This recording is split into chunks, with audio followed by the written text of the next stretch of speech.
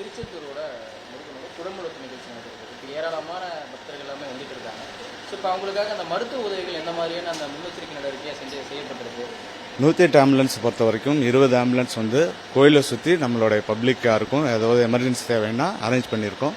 சுற்றி கோயிலை சுற்றி இருக்கிறதுனால எல்லாருக்குமே வந்து வாக்கி டாக்கி கொடுத்துருக்கோம். கம்யூனிகேஷன் எந்த அளவுக்கு கட் ஆகாமல் வாக்கி டாக்கி மூலியமாக அவங்க கம்யூனிகேட் பண்ண முடியும். 108ங்கிற நம்பர் மூலியமாக டயல் பண்ணியும் அவங்க வந்து பப்ளிக் வந்து சேவையை வந்து அடைஞ்சிக்க முடியும்.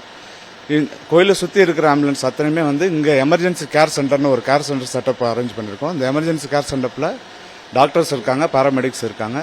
24 மணி நேரம் சேவைங்கிறதுனால ஆம்புலன்ஸ் கொண்டு வந்து இங்கேயே அட்மிஷன் போட்டு இங்கேயே அவங்களுக்கு ட்ரீட்மெண்ட் கொடுத்து ஃபர்தராக எதுவும் வந்து எமர்ஜென்சி இருக்குது அவங்களுக்கு தேவை இருக்குன்னா திருச்செந்தூர் ஜிஹெச் இங்கேருந்து ஆம்புலன்ஸ் வச்சு அனுப்பிச்சி வரோம். அதுக்காக ALS ambulance, advance life support ஆம்புலன்ஸும் இங்கே இருக்குது.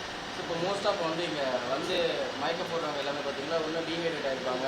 இந்த மாதிரியான விஷயங்கள் தான் நிறைய இருக்குது. இப்போ அதுக்காக என்னென்ன மாதிரியான ஏற்பாடுகள்லாம் செய்யப்படுது? அது மெடிக்கல் டீம்லேருந்து ஓஆர்எஸ் எல்லாமே எல்லா இடத்துலையும் கொடுத்துருக்காங்க. ஓஆர்எஸ் கேம்ப் நடத்திட்டு இருக்காங்க. ஓஆர்எஸ் கேம்பில் வந்து ஏதாவது வேற அதை தாண்டி எமர்ஜென்சி ரிப்போர்ட் ஆகுதுன்னா கூட பக்கத்துலேயே ஆம்புலன்ஸ் இருக்குது. ஒவ்வொரு கேம்ப் சைட்லேயும் ஆம்புலன்ஸ் இருக்குது.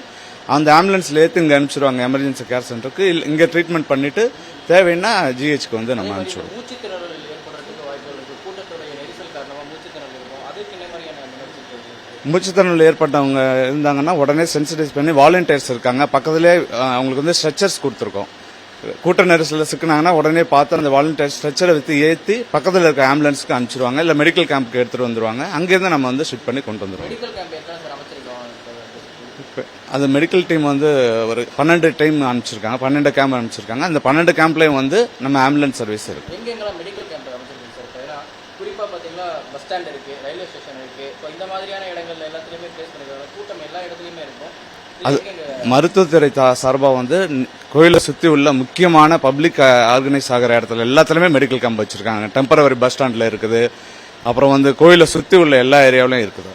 அதே மாதிரி வந்து ஒரு சில பேர் வந்து தடையை மீறி வந்து பீச்சில் குளிக்கிறதுக்கான அந்த வாய்ப்புகள்லாம் இருக்கு. இல்லை, அது நம்ம போலீஸ் ரெஸ்கியூ பண்றவங்களை வந்து நம்ம ஃபர்ஸ்ட் எய்ட் பண்றதுக்காக டீம்லாம் தயார் பண்ணி வச்சிருக்காங்க. நம்ம வாலண்டியர்ஸ் டீம் இருக்காங்க. அவங்க வந்து ஸ்ட்ரெச்சர்ஸ் வச்சிருக்காங்க. பீச் ஏரியாவில் தான் இருந்துட்டு இருக்காங்க. இன்கேஸ் ஏதாவது எமர்ஜென்சி பார்த்தாங்கன்னா அவங்க அதில் ஷூட் பண்ணி நம்ம ஆம்புலன்ஸ்க்கு ஷூட் பண்ணிடுவோம்.